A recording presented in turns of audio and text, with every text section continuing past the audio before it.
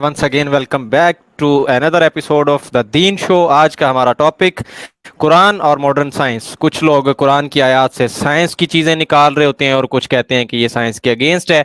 असल में कुरान, ये जो किताब अल्लाह ताला ने नाजिल की है, ये है किस लिए और साइंस के साथ इसका क्या ताल्लुक बनता है, इसी से रिलेटेड आज के शो में बातें होंगी। कॉल्स का ऑप्शन भी एंड पे दिया जाएगा। मेंबर्स को लिंक पहले ही दे दिया गया है, आप तो वहां से जाके पहले ही ज्वाइन कर सकते हैं। बाकी व्यूअर्स को भी लिंक थोड़ी देर बाद दे दिया जाएगा। जैसा कि नाजरीन, फारूक भाई ने आपको बता दिया कि जो टॉपिक आज का हमने चूज किया वो कुरान और मॉडर्न साइंस था। मॉडर्न चूंकि हम आज के लोग हैं तो उसको मॉडर्न कह लिया, वगरना ओवरऑल साइंस, यानी जो जिसमें फिलॉसफी भी फाल है या जिसमें लॉजिक भी उसमें शामिल होती है और दूसरी सोशल साइंसेस भी आती हैं, वो तमाम। तो कुरान ने, चूं कुरान का जो मौजू है असल, वो तो इंसान है। उसने पूरी जो अपना मनहज और अपना मकसद और अपना मुद्दा बयान किया है, वो तो वाहिद यही है कि इंसान को इंसान बनाकर रखा जाए और इंसान को इंसान बनकर रहना सिखाया जाए और उसके दायरा कार में उसको रखा जाए। ये उसका मकसद है। तो फारूक भाई और दीगर लोग जो सुन रहे हैं, ये मौजू मेरे जहन में क्यों आया? पहले मैं हम्म। कुछ और सोच रहा था, फिर मैंने ये क्यों सोचा, मतलब आई वॉज रियली कंफ्यूज कि यार मुझे क्या जो है वो मौजू रखना चाहिए। इस हवाले से एक जो फंडामेंटल किस्म का एस्पेक्ट जिसका सामने आए, तो वो यही लगा कि चूंकि इस्लाम की जो बेसिक किताब है, जो माखज है, मस्दर है, वो कुरान करीम है, जो नबी पाक सल्लल्लाहु अलैहि वसल्लम के ऊपर नाजिल हुआ है। और ये आखिरी किताब है, इसके बाद कोई किताब नहीं आएगी बतौर कानून के अल्लाह की तरफ से नाफिज होने के लिए। तो तो ये देखना जरूरी था कि ये, फिर जरूरी ये है कि रहती दुनिया तक इसका ताल्लुक इंसानी मुआशरे के साथ रहे, तभी हम कह सकते हैं कि ये एक यूनिवर्सल बुक है, यानी एक ऐसी किताब है। किताब बाय द वे इंग्लिश जुबान के अंदर लॉ को कहते हैं, कॉन्स्टिट्यूशन को भी अल किताब अरबी जुबान के अंदर कह सकते हैं। तो जब इसको किताब कहा जाता है तो इसका मकसद ये नहीं है कि ये सिर्फ कोई किताब है लिखी हुई गत्ते के अंदर बंद वर्कों और स्याही से एक मुश्तमिल वो किताब है, ये मतलब नहीं है। कुरान को किताब कहा जाता है तो इसका मतलब है ज़ाब्ता हयात, फर्द से लेकर इज्तिमा तक। तो तो इस ताल्लुक को समझें, इस ताल्लुक को सामने रखते हुए मैंने ये मौजूद। अच्छा, दूसरी वजह ये थी कि आमतौर पर मुल्हिदीन की तरफ से और फिर उन मुसलमानों की तरफ से, यानी उन सो कॉल्ड जो अपने आप को मुसलमान भी कहते हैं और इल्हाद और तशकीक के बॉर्डर पर खड़े होकर आम मुसलमानों को, ट्रेडिशनल ट्रेडिशनल जो मुस्लिम है, रवायती मुसलमान है, उनको चींगे भी चढ़ाते हैं, उनको मुंह भी चढ़ाते हैं कि देखो, आप तो ये बोंगी मारते हो, तो ये बोंगी आपकी ये तो रद्द हो गई साइंस से। आपने ये बोंगी मारी, ये बोंगी इधर से रद्द हो गई। यानी उनका म्यार ये है, ऐसा कहते वो अपने आप को मुसलमान है, उन्हें तशरीह रखी है। तो ये मौजू रखने का मकसद ये था कि मुल्हिदीन या इल्हाद की जानिब से कुरान के ऊपर जो बुनियाद रखकर एतराजात किए जाते हैं, वो गोया ये किए जाते हैं कि कुरान ने कोई क्लेम किया है कि वो हर उलूम के ऊपर दस्तरस रखता है, यानी इंसानी उलूम जितने फैले हुए हैं उन सब के ऊपर दस्तरस रखना एक इल्हामी किताब के लिए नागुजीर है, जरूरी है, उसकी नेसेसिटी है कि वो रखेगा, वगरना वो किताब नहीं हो सकती। ऐसा दावा कहीं भी कुरान ने नहीं किया। कुरान ने 114 सूरतों, 30 पारों में और मोर देन 6000 आयात के अंदर, साइंस के अंदर जो उनको आयात आप कहते हैं, उसके अंदर किसी जगह पर यह दावा नहीं किया कि इंसानी उलूम से ये सारी चीजें मुताबिकत रखती होंगी, ये कहीं भी दावा नहीं किया। ये जरूर कहा है कि जो हकायक हैं उनके मुनाफी ये नहीं होगी। तो ये याद रखें, इंसानी उलूम और किसी चीज का हतमी हक, स्टैब्लिश फैक्ट, साबित हो जाना, ये दो अलग चीजें हैं। क्योंकि इंसानी उलूम जो हैं वो इर्तिका से होकर गुजरते हैं और हकायक जो होते हैं वो बदीही होते हैं, कतई होते हैं। आज से 2000 साल पहले भी सूरज जो है वो रिलेटिव टू अर्थ वो मशरिक से निकलता था और मगरिब में जाता था, और आज से कितने साल बाद भी ऐसा ही होगा, साइंटिफिकली ये कहा जाता है। उलूम इंसानी जो हैं वो इर्तकाई और तदरीजी अवामिल से होकर गुजरते हैं, इसलिए वो हतमी नहीं हो सकते। मगर जो हकायक हैं वो बदीहियात के साथ, सबूतों के साथ, फैक्ट्स एंड फिगर्स के साथ एस्टैब्लिश हो जाते हैं, उनका तजाद नहीं हो सकता। तो दो चीजों में फर्क समझें। इसके बाद जो मैं गुफ्तगू करना चाहता था, मुल्हिदीन की तरफ से एक एतराज ये भी किया जाता है कुरान के एज अ बुक होने के ऊपर, कि इसमें कुछ आयात ऐसी हैं जिनसे यूं महसूस होता है कि ये किसी इंसान की लिखी हुई है। मिसाल के तौर पर लालच दी जा रही है, डराया जा रहा है। बाज आयतों के अंदर आपको महसूस होता है कि कहा जा रहा है ये करोगे तो तुम्हें बड़ा अजाब मिलेगा, और बाज आयात में ये कहा जा रहा है कि ये करोगे तो ये, मैं ना ह्यूमन सोशियोलॉजी के हवाले से जो एतराजात उठ सकते हैं, माशरत के हवाले से या साइकी के हवाले से, उस हवाले से एक उसूली गुफ्तगू करूंगा। उसके बाद हम आएंगे कि कुरान और मॉडर्न साइंस का टाकरा क्यों होता है और उसके क्या नताइज होते हैं, और किस जगह पर गलत फहमी होती है। मेरे नाकिस इल्म के मुताबिक, मैं गलत भी हो सकता हूं, तो कोई भाई उस पर मेरी रहनुमाई फरमा सकता है। तो ये इतराज किया जाता है कि गोया अल्लाह इंसानी जो जज्बात हैं नाउजुबिल्ला उनके साथ इल्तबास होता दिखाई देता है। मसलन वो गुस्सा भी करता है, वो प्यार भी करता है, उसको जो है ना वो दुख भी होता है और उसको खुशी भी होती है, वो इरादा भी करता है और इरादे को तर्क भी करता है। अच्छा, फिर इसी तरीके से जब वो अपने मुखातिब को मुखातिब कर रहा है तो उसको उस लेवल पर आकर वो बात, तो ये वो एतराज है जो कुरान के हवाले से उठाया जाता है, एक उसके उसलूब के हवाले से। तो मैं यहां पर जो एक बात करने लगा हूं, तो ये बड़े बड़े गौर से मेरे भाइयों आपने सुननी है कि तीन बातें, तीन तरीके से कुरान ने अपने मुखातिब को उसको खिताब करने के लिए अंदाज तखातुब को इख्तियार किया है। यानी कुरान ने जो इंसान है, चूंकि उसका मौजू वो है और उसका मुखातिब वो है, तो उसको जज्बाती एतबार से, जबिली एतबार से, फितरती एतबार से तीन हिस्सों में तकसीम किया है। और ये हिस्से इतने बदीही हैं और इतने फितरती हैं कि ये जिस्मानी और मादी दुनिया के अंदर भी इसी तरीके से काम करते हैं। मिसाल के तौर पर एक बच्चे को मोटिवेट करने के लिए आप दो तरीके इस्तेमाल करते हैं। बच्चे को, जो बच्चे का ज़हन होता है, क्योंकि वो प्रीमेच्योर है या इमैच्योर है, तो आप उसको मोटिवेट करने के लिए, इनकरेज करने के लिए दो तरीके इस्तेमाल करते हैं। एक ये है कि आप उसको पॉजिटिवली मोटिवेट करते हैं, पॉजिटिव मोटिवेशन जिसे कहते हैं। वो पॉजिटिव मोटिवेशन ये होती है कि आप उसको ये कहते हैं कि अगर तुम ये काम करोगे तो तुम्हें बड़ी अच्छी जॉब मिल जाएगी, अपनी डिग्री कंप्लीट करोगे तो बड़ी अच्छी कंपनी के अंदर तुम सीईओ बन सकते हो, तुम डायरेक्टर में जा सकते हो, और जनाब तुम अपना बिजनेस स्टार्ट कर सकते हो। इस तरीके का उसको पॉजिटिव मोटिवेशन की जाती है। और कुछ बच्चे ऐसे होते हैं जो पॉजिटिव मोटिवेशन की बजाय जिसको इस्लामिक टर्म के अंदर कहा जाता है तरगीब और तरहीब, यानी उनको नेगेटिवली नेगेटिव की बजाय उनको कहना चाहिए कि उनको वॉर्न किया जाता है।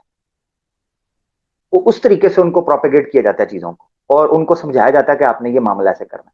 मिसाल के तौर पर कुछ बच्चे बड़े जिद्दी होते हैं, तो उनको ये बताना पड़ता है कि अगर तुमने पढ़ाई ना की तो तुम होमलेस हो जाओगे, तुम जॉबलेस हो जाओगे, तुम मनीलेस हो जाओगे, लग्जरी लाइफ एंजॉय नहीं कर सकोगे, जलील और रुस्वा हो जाओगे, परेशान हाल रहोगे, अच्छा रिश्ता नहीं मिलेगा, ये सारी बातें, अपना घर नहीं बना सकोगे। ये सब बातें उस बच्चे के जहन में डाली जाती हैं, और फिर आप एक मुआशरा देखते हैं जिसमें कंपटीशन शुरू होता है, कंपिटिटिव एबिलिटीज आती हैं। यानी एक इंसान को आपने पॉजिटिवली मोटिवेट किया है और एक को नेगेटिवली मोटिवेट किया है, और दोनों मुआशरे के अंदर कंपिटिटिव निकलते हैं, यानी मुकाबला करते हैं। इसी चीज को अल्लाह ताला ने अल्हाकुमुत तकासुर बयान किया था। यानी जो जो डिजायर्स और डिमांड्स इन दो किस्म की चीजों पर खड़ी होती हैं, बहुत कम होता है कि उनका नतीजा मस्बत निकले, माकूल निकले। एक तीसरी कैटेगरी होती है, वो कैटेगरी होती है जिसको रुश्त की कैटेगरी कहा जाता है। इंटेलेक्चुअल्स, रैशनल, लॉजिकल बंदा, वो कहता है कि मैं इसलिए ये काम नहीं करता कि मुझे इससे क्या क्या फायदा होगा, یا میں اس لیے یہ کام نہیں کروں گا کہ مجھے نہ کروں گا تو کیا کیا نقصانات ہوں گے، میں اس لیے کروں گا کہ یہ کام پریکٹیکلی لاجیکلی اسٹیبلش، مطلب کرنا چاہیے، اس کام کو ایسے ہی کرنا چاہیے، اس لیے میں کروں گا کام کو۔ یہ تیسری قسم آپ کو نظر آتی ہے۔ ان تین قسموں کے علاوہ چوتھی قسم آپ کو انسانی معاشرے کے اندر نظر نہیں آ سکتی۔ انسانی معاشرے کے اندر آپ کو کوئی تیسری قسم انسانی ذہن کی تیسری کیفیت نظر نہیں آ سکتی۔ یعنی کسی چیز کو کرنے کے لیے یا تو اس کو لالچ دینی پڑے گی، یا اس کو ڈرانا پڑے گا، یا وہ پریکٹیکلی مانے گا۔ یہی وجہ ہے کہ جو ویسٹ ہے انہوں نے ٹریفک رولز کے اندر کچھ ایسے سگنلز بنائے ہیں کہ اگر آپ اوور سپیڈ نہیں کرتے، سیٹ بیلٹ پہنتے ہیں، ہیڈ لائٹس کا خیال رکھتے ہیں، فون یوز نہیں کرتے ہیں، تو وہ آپ کو فائن کی بجائے آپ کے اکاؤنٹ میں انعام بھیجتے ہیں، یعنی you are a good driver, safe driver. اور کچھ ایسے سگنلز ہیں جہاں پر آپ اوور سپیڈ کرتے ہیں یا آپ غلط طریقے سے جاتے ہیں تو وہ آپ کو فائن کرتے ہیں موسٹلی۔ اور کچھ ایسے ڈرائیورز ہوتے ہیں جو بائی نیچر اوور سپیڈ نہیں کرتے، سیفٹی بیلٹ پہنتے ہیں، فون یوز نہیں کرتے، ان کو پرواہ نہیں ہوتی کہ اس وجہ سے فائن ہوگا یا فائدہ ہوگا، مگر وہ پریکٹیکلی اس چیز کو کرتے ہیں۔ تو یہ تین کیٹیگریز ہیں۔ میں نے اس کو تھوڑا سا تفصیلی جائزہ اس لیے لے لیا ہے کہ اب ذرا میں جو بات آپ کے سامنے رکھنے لگا ہوں نا وہ آپ کو سمجھ آئے گی۔ اللہ تعالیٰ نے چونکہ قرآن کو انسان میں بھیجنا تھا تو اس نے ان فطرتی، چونکہ وہ ہمارا خالق ہے، وہ ہمارا مالک ہے، وہ ہے جس نے کہا تھا کہ فطر الناسا، ٹھیک ہے، کہ اللہ نے انسان کو اس فطرت پر پیدا کیا ہے جو فطرت اللہ التی فطر الناس علیہا، اللہ کی فطرت وہ ہے جس پر اس نے لوگوں کو پھاڑا ہے، بانٹا ہے فطرت کے اندر۔ یہ اللہ نے قرآن کے اندر بیان کیا۔ تو چونکہ وہ فاطر السماوات والارض ہے تو وہ جانتا تھا کہ انسان کی نفسیاتی جبلی تقاضے کیا ہوں گے۔ تو قرآن میں اس نے جب انسان کو مخاطب کیا ہے تو ان تین اسلوب میں مخاطب کیا ہے۔ اب آپ میری بات سمجھے ہوں گے، یعنی انسانی معاشرے کو رن کرنے کے لیے آپ کتنی قانون سازیاں کر لیں، جب تک آپ ان تین کیٹیگریز کے اندر ڈیوائڈ نہیں کریں گے آپ کا معاشرہ نہیں چل سکے گا۔ تو اب میں آتا ہوں پوائنٹ کی طرف، کیونکہ میں نے آگے بہت باتیں کرنی ہیں، تو میں یہ اصولی تین چار نقطے آپ کے سامنے رکھوں گا تاکہ پھر ہم اگلی بات کر سکیں۔ تو اسی طریقے سے اللہ تعالیٰ نے قرآن کے اندر انسانی معاشرے کو چلانے کے لیے اور اوامر و نواہی کو امپلیمنٹ کروانے کے لیے یہ تین طریقے استعمال کیے۔ کسی کو یہ کہا کہ تمہیں جنت اس لیے ملے گی کہ تم یہ عمل کرو، اچھے نماز پڑھو، روزہ رکھو، زکات، تمہیں جنت ملے گی، تمہیں جناب بڑے باغات ملیں گے، وہ کرتا ہے۔ ایک بندے کی جو حصہ ہے وہ اس طریقے سے منفی ہے تو اس کو کہا کہ یہ نہیں کرو گے، تھوڑا ڈھیٹ ہوتا ہے، وہ اس کو کہا جاتا ہے بھائی چترول ہوگی، تو وہ ڈرتا ہے اور وہ ان کاموں سے رکا رہتا ہے۔ اور تیسرے وہ لوگ ہیں جن کے بارے میں حضرت علی کا ایک قول رضی اللہ تعالیٰ عنہ علیہ السلام کرم اللہ وجہہ کا قول ملتا ہے۔ حضرت علی فرماتے ہیں میں اللہ کی عبادت اس لیے نہیں کرتا ہوں کہ مجھے جنت چاہیے یا جہنم سے بچنا چاہتا ہوں، میں اللہ کی عبادت یا اللہ کو مانتا اور اس کی معرفت اس لیے حاصل کرتا ہوں کہ وہ اس لائق ہے۔ یہی ہم ترجمہ کرتے ہیں نا کہ لا الہ الا اللہ محمد رسول اللہ، کہ نہیں ہے کوئی معبود برحق کہ جو اس لائق ہو اس کی عبادت کی جائے مگر اللہ۔ یعنی اللہ کے احکامات کو اس لیے ماننے والے لوگ موجود ہوتے ہیں جو سمجھتے ہیں کہ یہ قانون اس لائق اور اس مستحق ہے کہ اس کو امپلیمنٹ کیا جائے۔ یہ ہیں وہ لوگ جن کو ہم ریشنل بلیورز کہتے ہیں۔ اور ریشنل بلیورز جو ہوتے ہیں یہ دنیا کے کسی کونے میں بھی ہو سکتے ہیں۔ بیسیکلی اللہ نے جب، اب یہ میں اپنے پوائنٹ کی طرف آنے لگا ہوں، بیسیکلی اللہ نے جب قرآن کے اندر ان چیزوں کو بیان کیا ہے جن کا تعلق عمرانیات سے تھا یا عصری علوم سے تھا یا جن کا تعلق نیچرل سائنسز سے تھا یا ماڈرن سائنس کے ساتھ تھا، تو اللہ تعالیٰ اس تیسری کیٹیگری کو بیسیکلی اٹریکٹ کرنا چاہ رہا تھا کہ جو جنت اور جہنم کی وجہ سے چیزوں کو نہیں مانتے، دلیل کی بنیاد پر ماننا چاہتے ہیں، لاجک اور ریشنالٹی کی بنیاد پر ماننا چاہتے ہیں۔ قرآن کا مقصد یہ تھا۔ اب آپ امید ہے سمجھے ہوں گے کہ قرآن نے کیوں میں آپ کو سمجھانے کے لیے ایک بات بتاتا ہوں کہ کیا قرآن میں ایک بھی سائنسی آیت نہ ہوتی، ایک بھی سائنسی آیت نہ ہوتی تو آج جتنے مسلمان ہیں ان کو فرق پڑنا تھا؟ یا آج سے 1400 سال پہلے کتنے مسلمان ہیں جو سائنسی آیتوں کو دیکھ کر اسلام قبول کیا ہے؟ کتنے مسلمان ہیں؟ تعداد ان کی کتنی ہے؟ اور کتنے ہیں جنہوں نے اس روحانیت کو اور اس معرفت کو جو چھپی ہوئی ہے ان کے انفس کے اندر، وہ اسپرچویلٹی ہے، وہ سیٹسفیکشن ہے، وہ اطمینان ہے جو اللہ کی معرفت کے بعد ملتا ہے، اس کے ذریعے حاصل کیا۔ تو ایک آیت میں آپ کے سامنے رکھتا ہوں جس میں بڑی خوبصورتی کے ساتھ اللہ تعالیٰ نے جو ہے نا، بہت خوبصورتی کے ساتھ اللہ تعالیٰ نے اس چیز کو بیان کیا۔ تو فاروق بھائی اگر وہ آیت آپ سامنے لا سکیں، میں نے آپ کو سینڈ کی ہے، سورہ حامیم السجدہ کی، اس کو سورہ فصلت بھی کہتے ہیں، یہ بڑے غور سے سنیے گا۔ سورہ حامیم السجدہ، سورہ فصلت بھی کہتے ہیں، چیپٹر 41 ہے، آیت 51 سے مدعا شروع ہو رہا ہے۔ تو 51 میں اللہ تعالیٰ کہتے ہیں اعوذ باللہ من الشیطان الرجیم، اللہ تعالیٰ کہتے ہیں وَإِذَا أَنَمْنَا عَلَى الْإِنسَانِ أَعْرَضَ، کہتے ہیں کہ جب ہم نے انسان کو انعام دیا نا، اس کو سکون دیا، أَعْرَضَ وَنَأَى بِجَانِبِهِ، تو وہ پھر جاتا ہے اور بھاگ جاتا ہے، اپنی مستی میں لگ جاتا ہے جب اس پر اللہ کیا کرتا ہے، انعام۔ وَإِذَا مَسَّهُ الشَّرُّ فَذُو دُعَاءٍ عَرِيضٍ، اور جب اس کو پریشانی آتی ہے نا تو لمبی لمبی دعائیں کرتا ہے، لمبی لمبی دعائیں کرتا ہے۔ آپ مجھے یہ بتائیں کہ زیادہ تر یہ حالت کن کی ہوتی ہے؟ ایک ایک ایوریج جو مسلمان ہوتا ہے نا، ایوریج مسلمان، اس کی یہ حالت نہیں ہوتی۔ ایک ایسے بندے کی یہ حالت ہوتی ہے جو بندہ ایمان میں بہت کمزور ہو جاتا ہے، بہت کمزور، اس کی یہ حالت ہوتی ہے۔ اور زیادہ تر جو بندہ الہاد اور ایمان کی بیچ والی کشتی میں ہچکولے کھا رہا ہوتا ہے نا، ایسے بندے کی وہ حالت ہوتی ہے۔ اسی لیے اللہ تعالیٰ نے اگلی آیت میں بڑی مزے کی ایک بات کی، آیت نمبر 52 کے اندر اللہ تعالیٰ کیا کہتے ہیں، یہ ایک انسان کی کیفیت کو سامنے رکھتے ہوئے۔ آگے آئے جی، آیت نمبر 52 ذرا دکھائیے۔ اللہ تعالیٰ فرماتے ہیں قل ارائیتم، جی قل ارائیتم ان کان من عند اللہ، کیا تم اس قرآن کا انکار کر رہے ہو؟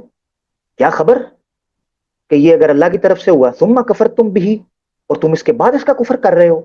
من اضل ممن هو فی شقاق بعید، اس سے بڑا گمراہ کون ہوگا جو دور جا کر گمراہ ہوا ہے، بہت دور جا کر بھٹک گیا ہے، بہت دور جا کر بھٹک گیا ہے، اس سے زیادہ گمراہ کون ہو سکتا ہے؟ یعنی اللہ تعالیٰ کہہ رہے ہیں کہ تم شک کی بنیاد کے اوپر فیصلے کر رہے ہو، تو کیا تمہیں یہ شک نہیں آتا کہ یہ اللہ کی کتاب بھی تو ہو سکتی ہے؟ یہ شک تمہیں کیوں نہیں آتا؟ یہ تو شک آتا ہے اللہ ہو نہ ہو، یہ کیوں نہیں آتا کہ اگر ہوا تو کیا ہوگا؟ اب آئیں جی اگلی آیت میں، یہ ہے وہ آیت جو میرا اصل موضوع ہے، جس پر میں تعلق ثابت کرنے کی کوشش کروں گا کہ اللہ تعالیٰ نے 3 قسم کا علم جو ہے وہ انسان کو دیا ہے اپنی معرفت کے لیے، اور اس کے تقاضے کیا ہیں۔ اعوذ باللہ من الشیطان الرجیم، یہ ہے آیت ہمارا اصل موضوع۔ سنریہم آیاتنا فی الآفاق وفی انفسہم حتی یتبین لہم انہ الحق اولم یکفی بربک انہ علی کل شیء شہید۔ یہ کیفیت انسان کی بیان کرنے کے بعد کہ وہ شک میں پڑھ کر کفر کرتا ہے، اللہ تعالیٰ فرماتے ہیں 2 ایسی آیتیں میں پیش کرنے، ایسے وے آف کہ سورس آف نالج میں آپ کے سامنے رکھنے لگا ہوں جو الٹیمیٹلی اس صداقت کی طرف لے کر جائیں گے۔ اللہ تعالیٰ فرماتے ہیں ان قریب ہم دکھائیں گے ان کو اپنی نشانیوں میں سے، فی الآفاقی، افق کے پار، آفاق کہتے ہیں خارجی دنیا، کوزموس، ٹھیک ہے، دنیا کے کناروں میں، جس کو کوزموس کہتے ہیں، ایسٹرو فزکس کا جو چیپٹر ہوتا ہے۔ وفی انفسہم، اور پھر لوٹتا ہے اللہ بتانے کے لیے، وفی انفسہم، اور ان کے اپنے نفسوں میں، جسم نہیں کہا، وفی انفسہم، انفس کہا ہے۔ انفس کا مطلب ہے روحانیت، آپ کے اندر کا وہ نفس، وہ شعور، شعوری انسان، کہ جس کو الہم فجورہا و تقواہا، یعنی اس کی اچھائیاں اور برائیاں سمجھا کر بھیجی تھی، یہاں سے نکلتا ہے۔ میں ابھی بتاتا ہوں یہ کون کون سی چیزیں بنیں گی۔ اب یہ 2 چیزیں اللہ تعالیٰ کہتے ہیں ان دونوں چیزوں میں نشانیاں دکھاؤں گا، حتی یتبین لہم انہ الحق، یہاں اور بیان کرنے کا مقصد کیا ہے ان دونوں چیزوں کو؟ قرآن نے جتنی سائنٹیفک ایسپیکٹس پر بات کی ہے اس کی وجہ کیا؟ حتی یتبین لہم انہ الحق، یہاں تک کر ان پر یہ چیز واضح ہو جائے گی کہ یہ قرآن سچ ہے۔ اور اے نبی تیرے لیے، اولم یکفی بربک انہ اللہ کل شیء شہید، کہ اے رسول تیرے لیے تو یہ چیز کافی ہے کہ اللہ ان کے ہر عمل کے اوپر گواہ ہے، ریکارڈ ہو رہا ہے ہر عمل، ٹینشن نہ لے۔ آپ کی دعوت، آپ کا کام تھا، آپ نے دعوت پہنچا دی، تو آپ پریشان نہ ہو، آپ کے لیے یہ تسلی ہے۔ اب یہاں پر 2 چیزیں بیان کی ہیں، فی الآفاق کی نشانیاں اور انفس کی نشانیاں۔ آفاق کی جو نشانیاں ہیں ان کا تعلق ہے سائنس کے ساتھ، اور انفس کی نشانیاں ہیں ان کا تعلق ہے میٹا فزکس کے ساتھ، مسٹسزم کے ساتھ، تصوف کے ساتھ، زہد کے ساتھ، تعلق باللہ کے ساتھ. ٹھیک ہے جی. اور تیسرا سورس کیا بیان کیا جس کی تصدیق ہوگی ان دونوں چیزوں کے ساتھ؟ قرآن، جس پر آپ یقین رکھتے ہیں. تو اس آیت سے یہ چیز پتا. اچھا پھر ایک اور نقطہ یہاں پر میں آپ کے سامنے رکھتا ہوں. قرآن نے جو لفظ استعمال کیا، کہا ہے سنوریہم، سا اصل فعل ہوتا ہے نوریہم، ارا یوری سے دکھانا، کسی چیز کو ویژولائز کر کر اگلے بندے کو دکھانا. سا آیا ہے سنوریہم. سین جب آتا ہے کسی فعل کے شروع میں، خصوصاً فعل مضارع کے شروع میں سوفا آئے یا سین آئے، عربی زبان میں اس کا مطلب ہوتا ہے ان قریب، سونر، لیٹر آن، کچھ عرصے بعد، متصل بعد. ان سب معنوں کے لیے سین اگر فعل مضارع کے شروع میں آئے تو استعمال ہوتا ہے. تو اللہ تعالیٰ یہاں فرما رہے ہیں ان قریب ہم دکھائیں گے، یعنی اس وقت جس وقت یہ آیت نازل ہوئی تھی اس وقت اللہ نے نہیں دکھائی، مگر اللہ بعد میں دکھائے گا فی الآفاق. تو اس سے پتا چلتا ہے کہ اللہ تعالیٰ نے کچھ ایسے مادی دنیا کے اندر راز پنہا رکھے تھے، پوشیدہ رکھے تھے، جن کو آنے والا انسان جو ہے وہ ظاہر کرے گا. اور وہ ظاہر کرنے والا کس چیز کی تصدیق کرے گا؟ اس قرآن کی، کہ یہ اللہ کی طرف سے ہے. اس سے پتا چلتا ہے کہ اللہ تعالیٰ نے اس تیسری کیٹیگری کو اپیل کرنے کے لیے، اٹریکٹ کرنے کے لیے قرآن میں کچھ ایسے راز بیان کیے ہیں، کچھ ایسی چیزیں بیان کی ہیں جن کا تعلق وہ انسان مخاطب نہیں تھا جو لالچ کی وجہ سے جنت کو حاصل کرنا چاہ رہا ہے یا جو خوف کی وجہ سے جہنم سے بچنا چاہ رہا ہے، مگر تیسری کیٹیگری. اور یہ وہ کیٹیگری ہے جس نے دنیا کے اندر انقلاب برپا کیا ہے. یہ وہ کیٹیگری ہے. یعنی اللہ تعالیٰ کو ریشنل بلیور سے زیادہ اور کوئی چیز پسند نہیں کہ کوئی ایسا مومن ہو کہ جو عقل کو، دانش کو، خرد کو، رشد کو، ریشنالٹی کو استعمال کر کے ایمان کی جگہ پر پہنچے.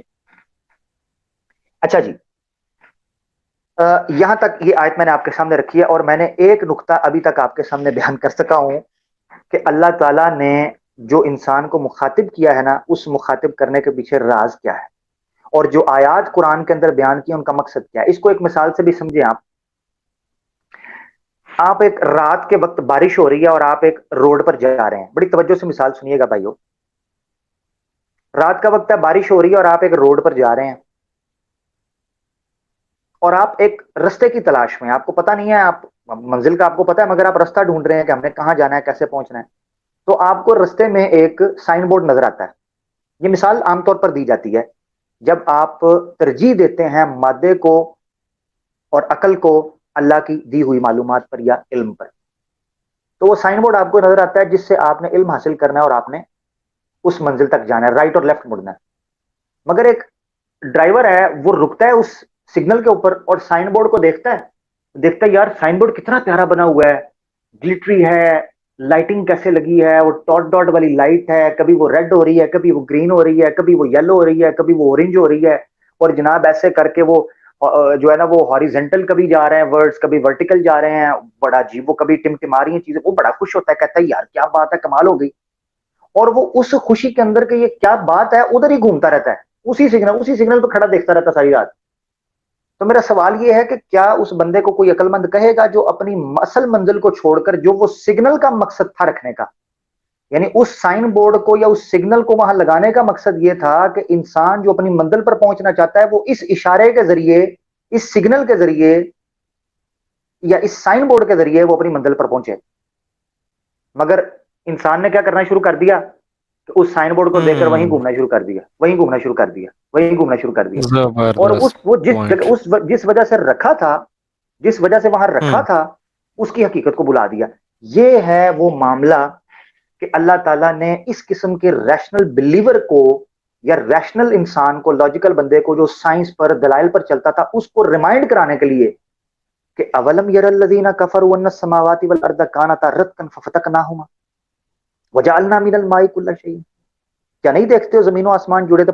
یعنی تمہیں یہ سائن اس لیے تو دیے تھے کہ ان سائن کو دیکھ کر تم نے اللہ کی طرف جانا ہے، تم اس سائن میں الجھ گئے. تو یہ وہ آیات تھیں جو اللہ تعالیٰ نے قرآن کے اندر رکھی. یہ ہے وہ تعلق قرآن اور ماڈرن سائنس کا. قرآن کا سبجیکٹ نہیں ہے ماڈرن سائنس، قطعاً نہیں ہے. صرف اس نے مخاطب کے لیے اس کو کہتے ہیں مخاطب کی طبع کے مطابق اس کو جواب دینا. تو اللہ تعالیٰ نے انسانی فطرت کو سامنے رکھتے ہوئے اس طبع کو، اس نفسیات کو سامنے رکھتے ہوئے بات کی. یہی وجہ ہے، اب میں آتا ہوں دوسرے نقطے کی طرف، یہی وجہ ہے کہ اللہ نے قرآن میں انسانی عقل کی اہمیت کو جا بجا اجاگر کیا، جا بجا، بلکہ کہا ہے کہ یہ عقل دینے کے بعد تم سے پوچھوں گا. مثال کے طور پر آپ کو کوئی بندہ ایک چیز دیتا ہے کسی کام کے لیے، آپ کو کہتا ہے کہ میں تمہیں دے رہا ہوں، مجھے یہ کام چاہیے، میں تم سے پوچھوں گا.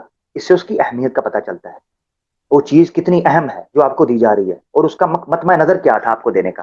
اللہ تعالیٰ قرآن میں کہتا ہے ان السمع والبصر والفؤاد کل اولئک کان عنہ مسئولا.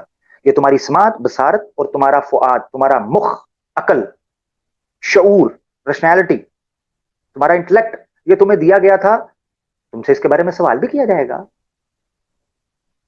سوال کیا جائے گا. ایک حدیث میں آتا ہے کہ نبی پاک صلی اللہ علیہ وسلم نے فرمایا اللہ تعالیٰ سوالات کریں گے، بڑے بڑے سوالات قیامت کے روز. ان میں سے ایک یہ ہوگا جو علم دیا تھا اس کو کہاں لگایا، جو شعور تمہیں دیا تھا نا. یہاں ایک یہ پوچھا کہ دولت جو دی کہاں لگائی، جوانی دی کہاں لگائی. اسی طریقے سے اللہ پوچھیں گے جو شعور، جو علم، جو معلومات تمہیں دی تھی، جو نالج دیا تھا، وہ تم نے کہاں لگایا. تو جانوروں کی طرح زندگی گزارتے رہے. یہ تو انسانی عقل کو اللہ تعالیٰ نے اجاگر کیا ہے، اللہ تعالیٰ نے علم والوں کو، عقل والوں کو اجاگر کیا. تو اس سے پتہ چلتا ہے کہ اللہ تعالیٰ نے کیوں مخاطب کیا. اب تیسرا پوائنٹ جو میں آپ کے سامنے رکھنے لگا ہوں کہ کیا قرآن سائنس کو بطور موضوع اختیار کرتا ہے یا ضمنی بحث کے طور پر لے کر آتا ہے. تو میرے پہلے دو نکات سے ایک چیز تو کھل کر سامنے آ گئی کہ قرآن نے مستقل موضوع کے طور پر سائنس کو زیر بحث نہیں لایا، بلکہ ضمنی بحث کے طور پر، ضمنی گفتگو کے طور پر اس کو زیر بحث لایا ہے. اور اس کی وجہ بھی اس کے مخاطب کی وہ طبع تھی جس کو ملحوظ رکھا اس نے، ملحوظ رکھنا ناگزیر تھا کیونکہ وہ فاطر السماوات، تو اس نے رکھا تاکہ اس کائنات کا جو تعلق ہے ایک دوسرے کی، یعنی فلسفے کے اندر ایک بحث ہوا کرتی تھی، میں اس پر تفصیلی گفتگو کر سکتا ہوں، مگر میں چاہ رہا ہوں کہ میں آہستہ آہستہ آپ کو لے کے جاؤں اس طرف کہ کیا وجہ ہے کہ جدید دنیا کے اندر یہ سائنس اور اسلام کی کشمکش محسوس ہوتی ہے. اپیرنٹلی ہوتی ہے، حقیقت میں نہیں ہے. اچھا کمپیٹیبل ہے، کمپیریٹیو ہے، کیا نہیں ہے، اس پر ہم کریں گے بات. فلسفے کے اندر عام طور پر یہ بات ہوتی تھی کہ کیا انسان خارجی دنیا کے ساتھ کو تعلق رکھتا ہے یا یہ فردن علیحدہ علیحدہ دنیا. تو ماڈرن سائنس اور قدیم فلسفے کے اندر یہ بحثیں رہی ہیں. اسلام نے بھی اس حقیقت کو مانا ہے. وہ کہتا ہے کہ یہ جو خارجی مخلوق ہے نا، اس کا آپ کے ساتھ تعلق ہے. آپ سے پوچھا جائے گا کہ آپ کو یہ نعمتیں جو دی گئی تھیں، ان نعمتوں کو آپ نے کیسے استعمال کیا. ان کو مسخر کرنا ہی آپ کا مقصد نہیں تھا اپنی دنیاوی آسائش اور ضروریات کے لیے استعمال کرنے کے لیے، بلکہ ان کی جواب دہی بھی دینی تھی اور اس اللہ کا حصول، اس کی معرفت حاصل کرنی تھی. تو اس لیے ضمنی بحث کے طور پر لے کے آئے. اب ہم آپ کے سامنے آتے ہیں کہ ہوا کیا. قرآن کا جو ماڈرن سائنس کے ساتھ تعلق ہے، تو قرآن میں جتنی جگہ پر ماڈرن سائنس کو زیر بحث لایا گیا ہے نا ضمنی طور پر، اس نے دو قسم کے لوگوں کو جنم دیا ہے. دو قسم کے لوگوں کو ود ان اسلام. ٹھیک ہے، ایتھیسٹ تو چلا گیا نا اسلام. یہ جو میں گفتگو کرنے والا ہوں نا، یہ بڑی توجہ سے آپ نے سنی ہے کیونکہ میں نے پھر آپ کو ایک نتیجے پر پہنچانا ہے. ٹھیک ہے، ایک نتیجے پر پہنچانا ہے. فاروق بھائی ہمہ گوش ہے نا، پانی شانی پینا، ہلنا جلنا تو ہل لیں. پریزنٹ سر، میں پانی پی رہا ہوں ساتھ ساتھ. ٹھیک ہو گیا، گفتگو سمجھ آ رہی میں ہے؟ سن رہا ہوں سر، میں بڑے اچھا غور سے سن رہا ہوں. ٹھیک ہو گیا، بہت شکریہ. اب ہم چلتے ہیں آگے. قرآن نے جب سائنسی دلائل استعمال کیے اس تیسرے مخاطب کو، اس کی طبع کو تسکین پہنچانے کے لیے، اور اس کی اس تشنگی کو جو تحقیق اور تنقید کی نتیجے میں جنم لیتی ہے، تو دو قسم کے لوگ ہو گئے. اس کی وجہ کیا ہے؟ دو قسم کے لوگ ابھرے. ایک وہ لوگ ابھرے، اور دونوں قسم کے لوگ وہ تھے جو حقیقت میں مخاطب نہیں تھے. حقیقت میں مخاطب نہیں تھے. مثال کے طور پہ فاروق بھائی آپ ہیں، میں آپ کو جو ہے نا وہ بڑا ٹرک چلانا نہیں آتا. ٹھیک ہے، اور میں جناب کہوں کہ یار ٹرک چلانا جو ہے نا، دیکھو ٹرک کتنی بڑی مشین ہے، کتنی زبردست چیز ہے، اس کو چلانے والے بھی کتنے کمال لوگ ہوتے ہیں. تو آپ کہیں یار بڑی تعریفیں ہو رہی ہیں، چلو میں ہی چلا کے چیک کرتا ہوں، تو آپ کیا کرو گے؟ کیا آپ کوئی تو گیا ہاں ہاں کوئی تو گیا، کوئی تو گیا کوئی تو نیچے گیا، ایگزیکٹلی کسی تباہی، پہ تو آپ چڑھا تباہی ہوا مچا دو گے، آپ تباہی مچا دو گے۔ ہوں اس کی وجہ یہ ہے کہ ہوں آپ مخاطب نہیں تھے، مخاطب ہوں کوئی اور تھا، مخاطب وہ تھا جو اس کی نو ہاؤ رکھتا ہے، اور جب ہوں غیر مخاطب کسی اور کے حکم پر چلنے کی کوشش کرتا ہے تو وہ پھر تباہی مچاتا ہے۔ یہ ہوا ہے اصل میں ہوں قرآن میں موجود سائنسی دلائل کے ساتھ۔ ادھر سے وہ علماء، یہ میں بڑا ٹیکنیکل پوائنٹ رکھ رہا ہوں، توجہ میری طرف ناظرین، بالکل وہ علماء جن کو مخاطب کیا گیا تھا اپنی اپنی طبع کے مطابق اور اپنی اپنی فطرت کے مطابق، انہوں نے پنگے لینا شروع کر دیے سائنٹیفک ایویڈنسز کے اندر، قرآن کی روشنی میں۔ ہوں اسی سے ہوں تعلق رکھتا ہے، ہمارے بھائی پوچھ رہے زمین ساکن ہے، سٹیٹک ہے یا اسٹیشنری ہے، وہ پنگے لیے نا ہوں علماء نے، ٹھیک ہے، حالانکہ وہ مخاطب نہیں ہوں تھے، تو بونگیاں ماری۔ اسی طریقے سے دوسری ایکسٹریم پر وہ لوگ چلے گئے کہ جن کو جو وہ مخاطب نہیں تھے، انہوں نے اس کی اور ہی تعبیر کرنا شروع کر دی۔ اب میں دونوں قسم کے گروہ آپ کے سامنے رکھوں گا، مگر ایک گروہ جو ہے اس نے کافی حد تک اس کو نیک نیتی کے ساتھ لیا، اور کچھ نے بد نیتی کے ساتھ اور جہالت کے ساتھ لیا۔ ہوں ایک گروہ وہ ہوا کہ جس نے خالق اور مخلوق کے تعلق کو کاٹ کر سائنس کو سمجھا، قرآنی دلائل کو، ہوں یعنی یعنی خالق اور مخلوق کے تعلق کاٹنے سے اگر میں مزید آسان لفظوں کے اندر سمجھاؤں تو انہوں نے ایک ایسے روحانی تعلق کو منقطع کر دیا جس کا تعلق تزکیہ نفس اور تطہیر انفس کے ساتھ تھا، اس تعلق کو منقطع کر دیا۔ یعنی ہوں انسان جب چرند پرند اور یہ جناب نیچرل سینریز ہیں وہ دیکھتا ہے تو سبحان اللہ، اللہ کے آگے جھکتا ہے، اللہ کے آگے، اللہ کے ساتھ تعلق اس کا مضبوط ہوتا ہے۔ تو ان لوگوں ہوں نے سائنس سائنس کی جو ضمنی مباحث تھیں قرآن کے اندر، ان سے یہ نتیجہ نکالا کہ قرآن تو چاہتا ہی مادی سسٹم کو سیٹ کرنا ہے، قرآن کا تعلق روحانی نہیں ہے، قرآن تو مخاطب کر رہا ہے مادے کو، قرآن ہوں عبادات نہیں چاہتا۔ یہ لوگ جو ہے نا، یہ نمبر ایک منکرین حدیث بن گئے اور ہوں منکرین معجزات بن گئے، اور ان کو کہا جانے لگا نیچری۔ ان میں اول ہوں تھے، سٹارٹ جو ان کا آغاز ہوا ہے وہ معتزلہ سے ہوا ہے، جنہوں نے عقل کو ترجیح دینا شروع کی، اللہ کی صفات کو متشابہات میں پنگے لے کر۔ جدید دور میں ہمارے ماضی قریب کے اندر، بر صغیر کے اندر، سر سید احمد خان صاحب نیچری، انہوں نے یہ چیزیں کی کہ جتنے سائنٹیفک ایویڈنسز تھے قرآن کے اندر، انہوں نے ان کی وہ تشریح کرنا شروع کی جس سے خالق بہت پیچھے چلا جائے اور سائنس آگے آ جائے۔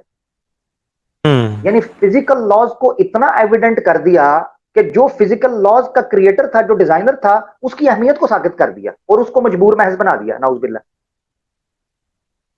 کہ وہ تو اس کی تو کوئی نہیں چلتی، قانون چلتا ہے، اس کی نہیں ہوں چلتی، وہ خود اپنے قوانین کا مجبور کے تحت معذور ہے، نعوذ باللہ، اور مجبور ہے۔ اس میں ہوں سر سید احمد خان تھے۔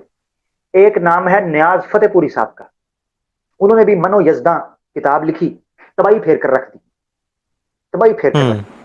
اسی طریقے سے غلام احمد پرویز صاحب، یہ ایک بہت بڑا نام ہے، وہ بھی نکلے، انہوں نے بھی بیلنس نہیں کر پائے ہوں چیزوں کے اندر، اور انہوں نے ہوں سائنس اور مغرب، ہمارے ایک دوست ہے وہ کہا کرتے تھے، جیسے مودودی صاحب کا بھی نام میں آگے ذکر کروں گا، سید ابو الاعلی مودودی ہوں صاحب بھی کہا کرتے تھے کہ کچھ لوگ اسلام کی گاڑی میں مغرب کا انجن فٹ کرنے کی کوشش کرتے ہیں، یعنی گاڑی اسلام کی ہے، انجن ڈالتے ہیں بیچ میں ہوں مغرب کا اور کہتے ہیں یہ گاڑی چلے، تو کیسے چلے؟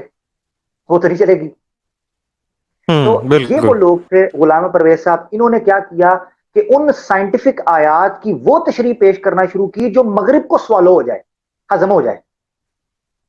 یہاں سے ایک ہوں اور تشریح نکلی، ایک اور شکل اسلام کی سائنسی حوالے سے نکلی اور جدید علوم کے حوالے سے نکلی، اور پھر انہوں نے کوشش کی کہ ان لوگوں کو جو ایگنوسٹکس ہیں یا ایتھسٹ ہیں، ان کو تھوڑا سا ریلیکس سیٹسفیکٹری آنسر دیا جا سکے، جبکہ ایسا ہوا نہیں، ہو نہیں ہوں سکا، کیونکہ مخاطب یہ نہیں تھے جن کو مخاطب کیا جا رہا تھا اس تناظر میں۔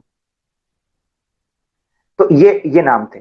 دوسری پارٹی جو نکلی، انہوں نے کیا کیا، انہوں نے یہ کیا کہ انہوں نے انہوں نے جب دیکھا نا کہ قرآن نے سائنس کے اوپر بھی بات کی ہے، قرآن نے تاریخ کے اوپر بھی بات کی ہے، قرآن نے سیاست کے اوپر بھی بات کی ہے، قرآن نے معاشرت کے اوپر بھی بات کی ہے, قرآن نے معیشت کے اوپر بھی بات کی ہے, قرآن نے اخلاقیات کے اوپر بھی بات کی ہے, قرآن نے فوجداری قوانین کے اوپر بھی بات کی ہے, قرآن نے آئلی اور ازدواجی زندگی کے اوپر بھی بات کی ہے, قرآن نے تہذیب اور تمدن کے اوپر بات کی ہے, قرآن نے آفاقیت اور عالمیت کے اوپر بات کی ہے, قرآن نے نجومیت کے اوپر بات کی ہے, یا قرآن نے انفرادی اور اجتماعیت کے اوپر بات کی ہے, قرآن نے جملہ علوم ہائے انسان جو ہے ان کے اوپر بات کی ہے, شعبہ جات کے اوپر بات کی ہے. تو گویا قرآن ایک ایسا ضابطہ حیات بن کر سامنے آئے کہ جتنے انسانی علوم ہیں ان کو اسلام کی عینک سے دیکھا جائے.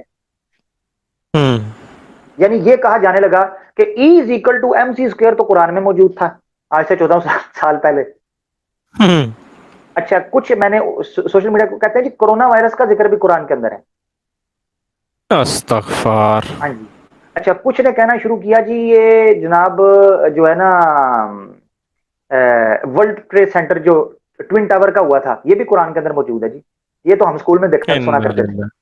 ہاں, وہ کہتے تھے جی یہ قرآن کے اندر آج سے اتنے 1400 سال پہلے آ گیا ہوا ہے کہ جی سمندر کے کنارے 2 بلڈنگیں کھڑی ہوں گی, ادھر سے آگے لوہے کے پردے لگیں گے, در در در در در. چلو جی چلو.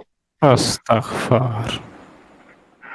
اچھا, اب یہ 2 گروہ نکلے جنہوں نے قرآن میں جو سائنسی علوم ضمنی مباحث کے طور پر آئے تھے اس تیسرے انسان کو مخاطب کرنے کے لیے, تیسری فطرت یا طبیعت کو مخاطب کرنے کے لیے انہوں نے پورے کے پورے معاشرے کے اوپر منتخب کر دی. یہ ہے وہ زیادتی جو ہوئی ہے قرآن کے ساتھ اور سائنس کے ساتھ, دونوں کے ساتھ ہوئی ہے. قرآن کے ساتھ بھی ہوئی ہے اور اسی لیے وہ کہا ہے مظلوم قرآن. ایک کتاب بھی ہے مظلوم قرآن, پر اس سے مجھے کئی اختلافات ہیں. وہ معزز تھے زمانے میں مسلمان ہو کر, ہم خار ہوئے تارک قرآن ہو کر. قرآن ہو کر. حضرت عمر فاروق رضی اللہ تعالیٰ عنہ سے ایک روایت ہے مسلم شریف کے اندر فضائل قرآن کے اندر. نبی پاک صلی اللہ علیہ وسلم فرماتے ہیں ان اللہ یرفع بہذا الکتاب اقواما ویضع بہ آخرین. اللہ نے اس کتاب کے ذریعے اٹھائے گا بہت سی قوموں کو اور بہت سی قوموں کو ذلیل و رسوا کر کے رکھے گا اسی کتاب کے ذریعے. اور یہی ہوا. اب آپ دیکھیں سورہ یونس کی آیت 57 کے اندر, یہ میں ضمنی آیتیں دے دوں پھر اس کے بعد میں چلوں گا آگے اپنے دوسرے لوگوں کی طرف, کہ یہ لوگ جو ہیں انہوں نے کیا گمراہیاں کی, قرآن کی کیا تشریح پیش کی, کن کو خوش کرنے کے لیے, مغرب کو سائنس کی روشنی میں. سورہ یونس چیپٹر 10 ہے ورس 57, نوٹ کر لیجئے. یا ایھا الناس قد جاءتکم موعظۃ من ربکم وشفاء. اللہ تعالیٰ فرمایا اے لوگو, یہاں ناس کا ہے, مومن نہیں کا, مسلم نہیں کا, لوگو, تمہارے پاس ایک نصیحت آ گئی ہے تمہارے رب کی طرف سے اور شفا ہے لما فی صدور, جو دلوں میں ہے وہ بیماریوں کے لیے یہ شفا ہے قرآن. اب یہ شفا کہا مگر پھر اس کے ساتھ ساتھ ایک چیز کا ذکر بھی کیا. اللہ تعالیٰ سورہ اسراء میں چیپٹر 17 ہے ورس 82, اللہ تعالیٰ فرماتے ہیں وَنُنَزِّلُ مِنَ الْقُرْآنِ مَا هُوَ شِفَاءٌ وَرَحْمَةٌ, کہ اللہ نے قرآن میں سے نازل کیا ہے کچھ ایسی چیزوں کو جو شفا بھی ہیں اور رحمت بھی ہیں. آگے آیت ختم, وَلَا يَزِيدُ الظَّالِمِينَ إِلَّا خَسَارًا, مگر ظالم اسی قرآن سے نہیں بڑھتے مگر اپنے نقصان میں. یعنی قرآن ایک ہی کتاب ہے, اسی کتاب کو سامنے پیش کیا جا رہا ہے, اسی کتاب سے لوگ جو ہیں وہ فائدہ بھی حاصل کر رہے ہیں, نقصان بھی حاصل کر رہے ہیں. کیسے؟ کیونکہ جو مخاطب نہیں تھے وہ بن جاتے ہیں. میری وہ طبیعت ہی نہیں تھی. اب مجھے میں مثال کے طور پر میں ڈائبٹیز کا پیشنٹ ہوں, اللہ معاف فرمائے, ڈائبٹیز اللہ تعالیٰ شفا دے جو لوگ ہیں, ڈائبٹیز کا پیشنٹ ہوں, اور میں جناب شادی میں گیا ہوں, وہاں جا کے میں جناب ڈبا ڈب حلوہ کھا رہا ہوں, گپا گپ مزے سے مٹھائیاں کھا رہا ہوں, تو میں تو پھڑک کے گرا ہوں گا نا کہیں. اب بعد میں کہوں ہائے شادی کرنا حرام ہے, شادی کرنا حرام ہے. کیوں جی, میں شادی میں گیا تھا, وہاں میں نے کھایا تھا, وہاں میں مر گیا. او بھائی تمہاری طبیعت پر جب میٹھا راس ہی نہیں ہے تو کیوں کھاتے ہو میٹھا, کیوں کھاتے ہو میٹھا. ہاں. اور اسی طریقے سے ہائی بلڈ پریشر کا مریض جو ہے وہ جناب جا کے گبا گب نمکین قسم کے جناب چاول کھا رہا ہے, بوٹیاں ٹھونس رہا ہے, ہاں جی, تیل والی چیزیں کھا رہا ہے, اس کے بعد وہ پھڑک کے سائڈ پہ گیا ہو, ہاں جی نہیں جی اللہ حاضل قیاس. تو اپنی فطرت, اپنی طبیعت, اپنی نفسیات اور اپنے مزاج کے مطابق دلیلوں کو سمجھنا چاہیے ہر ایک چیز. تو ان لوگوں نے غلطی کیا کی, ان لوگوں نے کیا کیا, قرآن میں جو سائنسی علوم کے بارے میں بات تھی ان لوگوں نے پورے کے پورے معاشرے کے اوپر اس چیز کا انطباق کرنا شروع کر دیا, اور یہاں سے طبیعتوں کا آپس میں کلیش ہوا, clash of natures, conflict of natures. تو جب کنفلکٹ آف نیچرز ہوا تو اس میں سے کوئی ایتھیسٹ بن گیا, کوئی منکر بن گیا, کوئی مقلد بن گیا, کوئی مرتد ہو گیا, کوئی خاموش ہو گیا, کوئی منافق بن گیا. یہ ہوا کیونکہ کلیش آف جو کنفلکٹ آف نیچر ہوا, اپنے آپ کو جو مخاطب نہیں تھے اس میں ڈالنے کی کوشش کی. اچھا, اب ہم چلتے ہیں دوسرے گروپ کی طرف. دوسرا گروپ کیا تھا؟ اس نے کیا کیا, اس نے کہا Islamization of human knowledge and human sciences. اس نے اسلامائزیشن کی. اسلامائزیشن کا آغاز تو تبھی ہو گیا تھا جب بنو امیہ کے اواخر میں اور بنو عباس کے اوائل میں, منصور عباسی کے دور میں. مگر چونکہ میں اس موضوع کو پھیلانا نہیں چاہتا, میں جدید دور کے ساتھ اس کو ریلیٹ رکھنا چاہتا ہوں تو تاکہ ریلیونٹ رہے, کنٹمپریری ہمارے ساتھ ہم مؤثر رہے, تو میں چاہتا ہوں کہ اس کو اس کے ساتھ انگیج رکھا جائے. تو میں پیچھے نہیں جاؤں گا, عباسی خلافت میں کیا ہوا, امام غزالی کیا کرتے رہے, ابن تیمیہ کیا کرتے رہے, بیرونی کیا کرتا رہا, فارابی کیا کرتا رہا, یہ بلا بلا بلا سارے. 70s کا جو دور ہے نا, 70s کا جو دور, یہ بہت امپورٹنٹ ہے اسلامک دنیا کے لیے. شاہ فیصل ہو, صدام حسین ہو, معمر قذافی ہو, ذوالفقار علی بھٹو ہو اور دیگر لوگوں, تو اسلامی دنیا کے لیے بہت امپورٹنٹ تھا. ابھی ریسنٹ کے ساتھ میں اس کو ریلیٹ کروں گا. آپ کو یاد ہے Turkey, Iran, Qatar, Malaysia and Pakistan نے مل کر کوشش کی کہ ہم ایک joint T V channel start کریں گے جو اسلاموفوبیا, اسلامک ٹیررزم اور بلاسفیمی کے خلاف جو ہے وہ اپنا ایک پیرالل نیریٹو اور ایجنڈا دے گا, کاؤنٹر نیریٹو. ٹھیک ہے, اور ویسٹ نے بڑی تیزی کے ساتھ جو ہے نا اس کو چوپٹ کیا. کیسے؟ سعودیہ کے تھرو پریشرائز کرایا عمران خان کو کہ اس سمٹ میں نہیں جانا جو کے ایل سمٹ ہو رہا تھا. ٹھیک ہے, بڑی شرمندگی ہوئی. رجب طیب اردگان نے بڑا کہا بھی. کیوں؟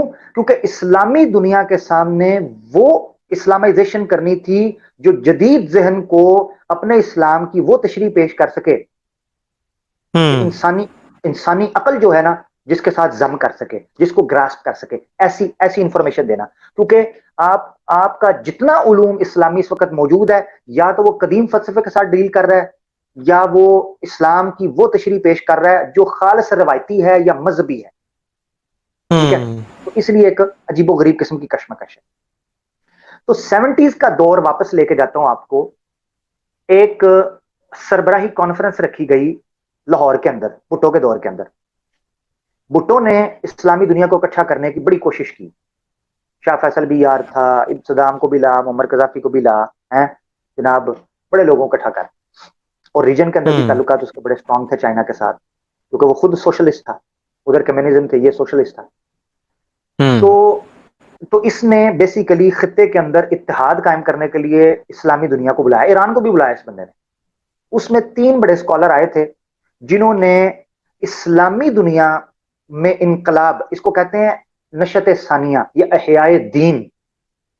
احیاء دین ایک بڑا مارکۃ الآراء مسئلہ ہے کہ کیا آج کے دور کے اندر مذہب اور دین دوبارہ اپنی وہ جگہ بنا سکتا ہے جو آج سے 2000 سال پہلے تھی, اور اس کی ضرورت کیسی ہے. اس پر ہم کسی دن اپنے موضوعات سیریز کے اندر بات کریں گے. ابھی میں کوشش کرتا ہوں میں اس کو کنکلوڈ کروں تیزی کے ساتھ.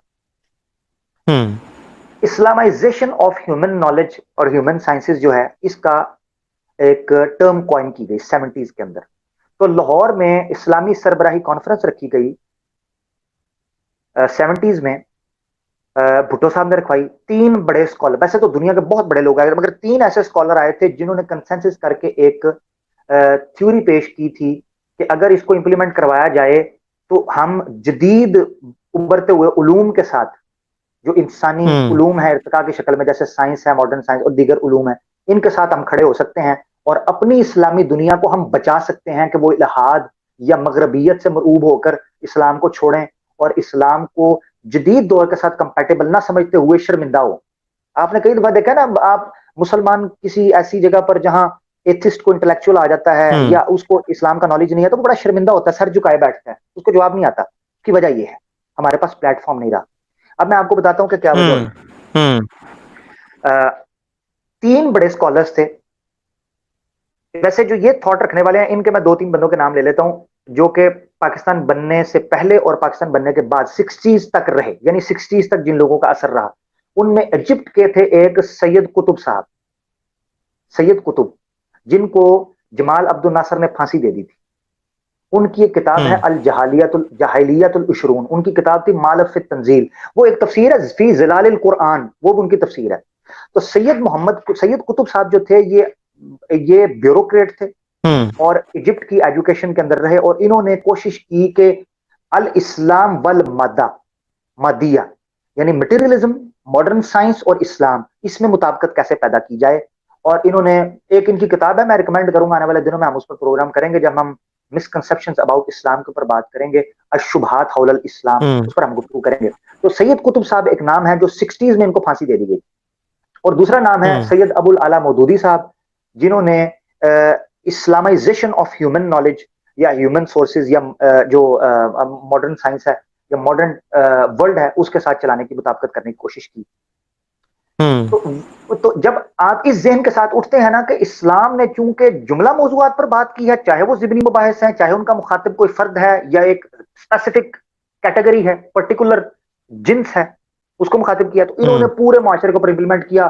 سیاست ہو، تہذیب ہو، تمدن ہو، معاشرت ہو، اخلاق ہو، عدالتی نظام ہو، فوجداری قوانین ہو، ہر قسم کے قانون سازی ہو، تو اس پر انہوں نے امپلیمنٹ کیا. اب جدید دور میں جو 70s کے اندر ہم واپس آ جاتے ہیں، تو اسلامی سربراہی کانفرنس کی گئی کہ اسلامائزیشن آف ہیومن نالج جو ہے یہ سائنسز ہے وہ کیا جائے. اس میں 3 بندے ایسے ہیں جو قابل ذکر ہیں. نمبر 1، میں نے آپ کو تصویر بھیجی ہے، آپ پبلک کو دکھائیں کیونکہ ہماری پبلک اس دور کی ناواقف ہے، کیونکہ میری پیدائش بھی اس زمانے کی نہیں ہے، مگر ہم چاہتے ہیں آپ دکھائیں. یہ بندے ہیں، ان کو آپ سرچ کر سکتے ہیں، ملیشین نیشنل ہیں یہ، ان کا نام ہے محمد نقیب العطاس، ابھی بھی زندہ ہے، 88 ان کی ایج ہے ماشاءاللہ، 1933 کی شاید غالباً ان کی پیدائش. معمر انسان ہے، ایوارڈز ملے ہیں، پاکستان سے بھی ان کو ایوارڈ ملا ہوا ہے، Iqbal award, Iqbal centenary award ان کو ملا ہوا ہے. انہوں نے یہ بیسیکلی تھیسز انہوں نے پیش کیا اس کانفرنس کے اندر کہ اسلامائزیشن ہونی چاہیے علوم کی، یہ تھیوری پیش کی انہوں نے. اس کو سیکنڈ کیا دوسرے اسکالر ہیں، وہ بھی آپ اپنی اسکرین پر دکھائیں، میں تفصیل میں جاؤں گا، ان کی کتابیں پڑھنے والی اسلام اور سیکولرزم وغیرہ. دوسرے اسکالر یہ تھے، یہ پیلسٹینین امریکن نیشنل تھے، پیلسٹینین اسکالر تھے، ان کا نام ہے اسماعیل راجی الفاروقی. یہ امریکن فلاسفر تھے، اسلامک تھیولوجسٹ، بہت بڑا نام ہے، بہت بڑا نام ہے. اور ان کی محنت کی وجہ سے جو یہ اسلامی دنیا کے اندر ایک علمی اور فکری انقلاب لے کر آ رہے تھے کہ وہ جدید دور کے ساتھ موافقت اور مطابقت رکھ سکیں، 1985 کے اندر ان کو پراسرار طور پر قتل کر دیا گیا ان کی وائف کے ساتھ. انہوں نے ان کی انسٹیٹیوشن ابھی بھی چل رہی ہے، پاکستان کے اندر بھی کام کریں، میں ذکر کروں. تیسرا نام ہے، تصویر انفارچونیٹلی میں ڈھونڈنا چاہ رہا تھا، مجھے نہیں ملی، ایران کے تھے سید حسین نصر صاحب، سید حسین نصر شاہ صاحب، وہ میرے خیال سے زندہ ہے ابھی.